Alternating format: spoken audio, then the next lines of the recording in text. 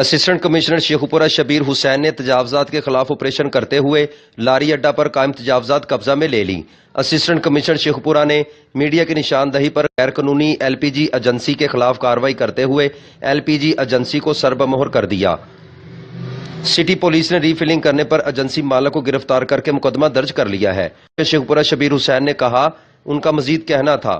Operation کے لیے ہی میں یہاں پہ فاروق آباد میں آیا ہوا ہوں اور ابھی اینٹی انکروچمنٹ آپریشن کے دوران ہی یہ جو پیچھے میرے دکان ہے یہاں پہ ایل پی جی کی ڈیکینٹنگ ہو رہی تھی اور میرا خیال ہے کہ یہاں پہ وینز میں ایل پی جی گیس فل کی جا رہی تھی، تو ان کے خلاف بھی آپریشن کیا ہے۔ ان کی دکانیں بھی ہم سیل کر رہے ہیں، ان کے خلاف ایف آئی آر بھی کروا رہے ہیں۔ اسی لحاظ سے ہم اینٹی انکروچمنٹ آپریشن بھی کیری آن کیے ہوئے ہیں۔